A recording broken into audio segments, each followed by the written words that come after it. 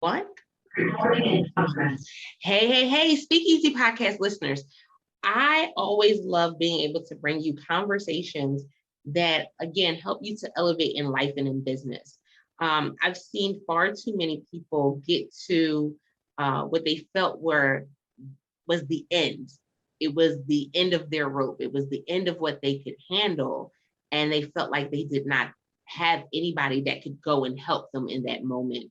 And so that's why this conversation centered around suicide and depression and the different things that come with that anxiety and bipolar. And it's still a taboo topic for many in mainstream, but it's still something that's hurting us behind closed doors.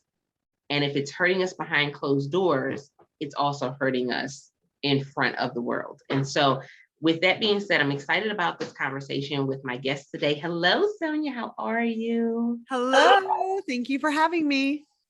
This is going to be a really in-depth conversation, simply because I've seen the effects of what suicide attempts and what suicide can do to people.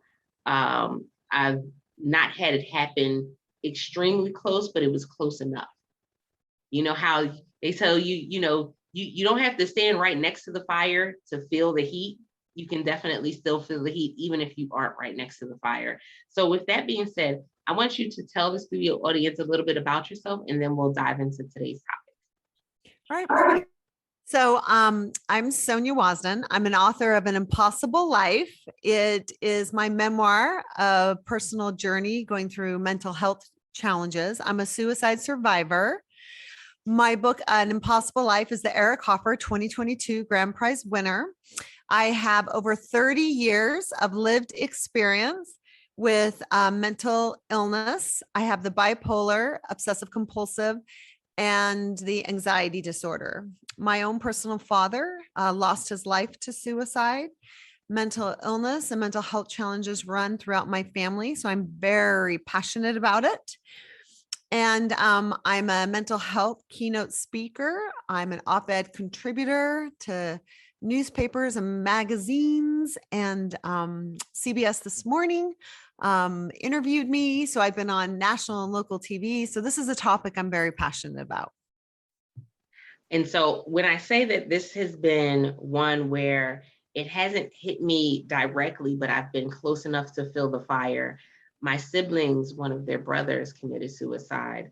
I dealt with a client of mine. I was actually on the phone with her when they were looking for, I believe it was her nephew or her cousin.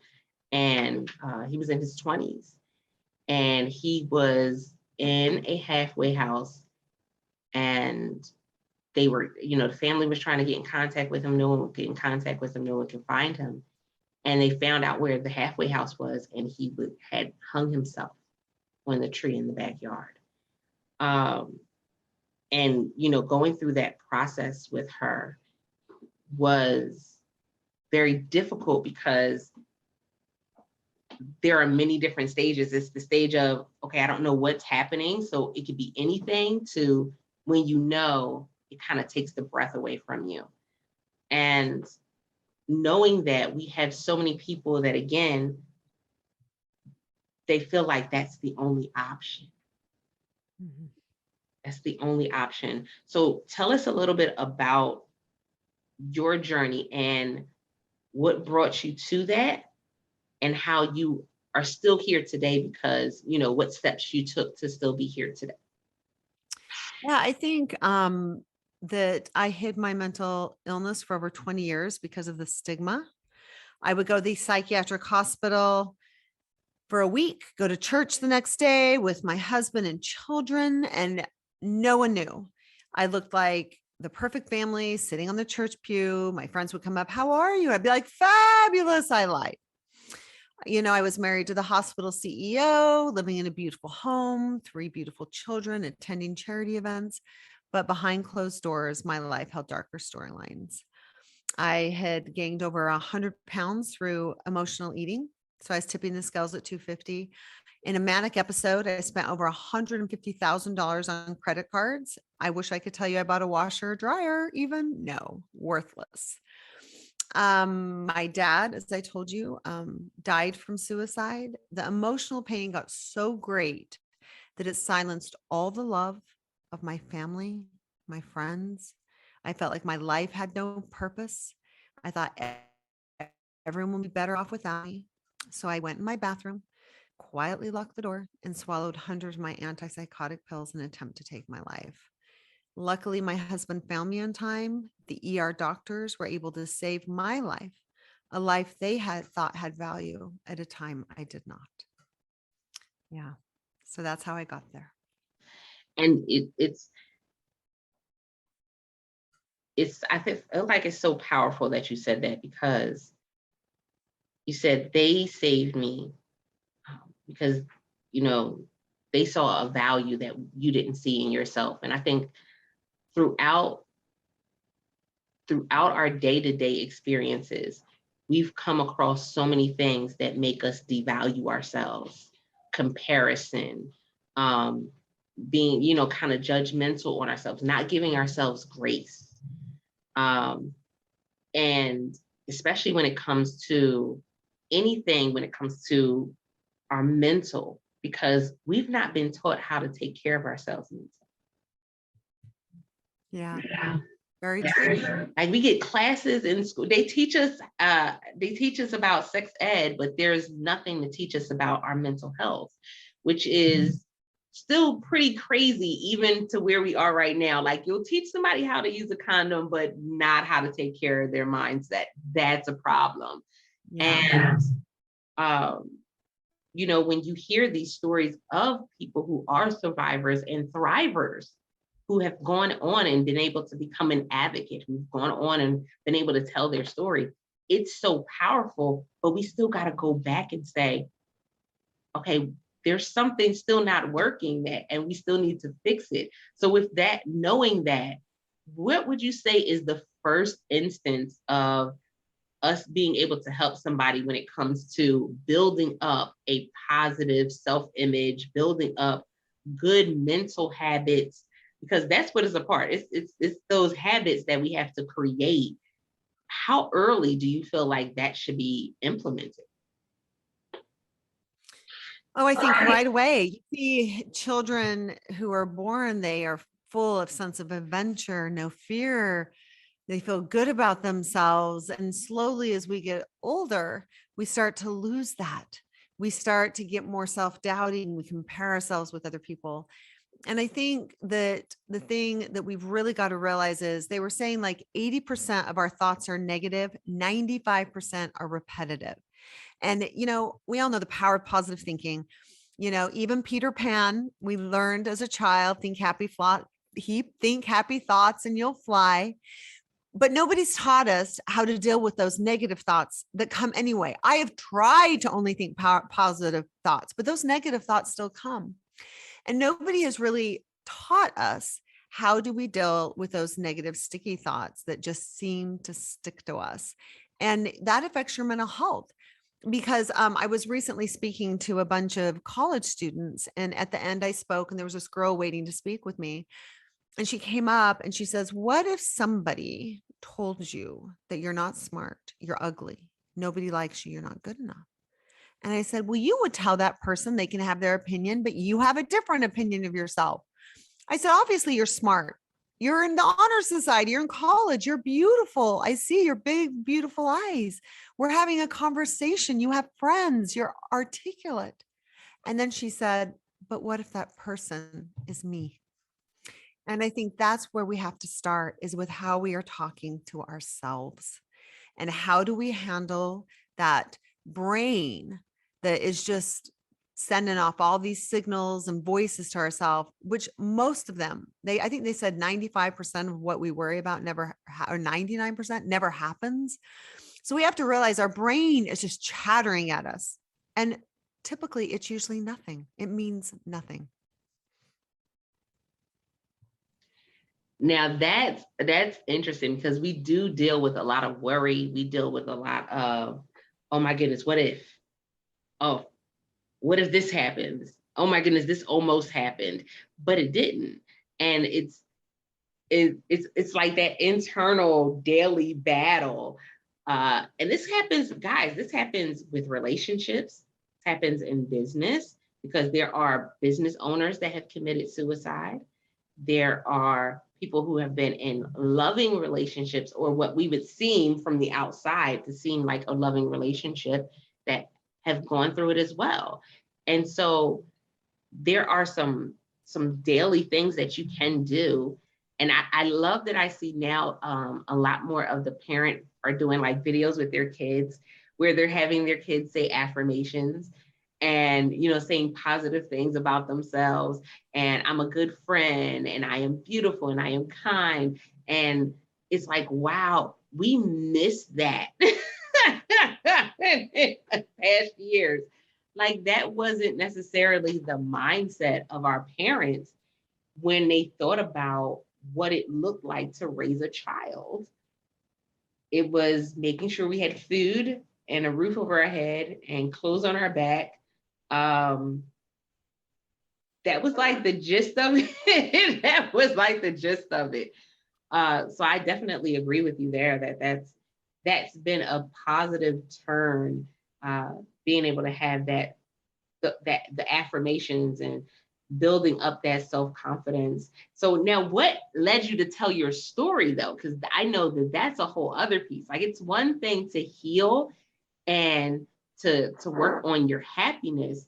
It's a whole other thing to put the story out in front of people and say, I want to help somebody else. Yeah.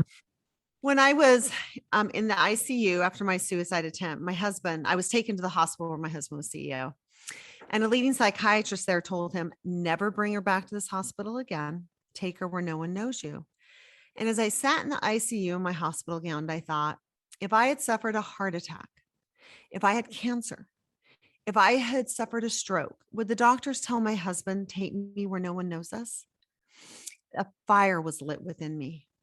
When I got home, I looked out my window and there was a bunch of my neighbors laughing. I knew they knew. You couldn't miss the ambulance lights in my driveway, my unconscious body being taken out on a stretcher. So I went out to go talk with them. And as I approached, the conversation instantly died and the silence was heartbreaking. After a few awkward words, I wrapped my bruised heart in my coat and I walked back, and I promised myself there and then I would never hide again. I would speak up. There would be no more secrets. And I was going to tell the truth and be my authentic self with all my illnesses, my weaknesses, my journey.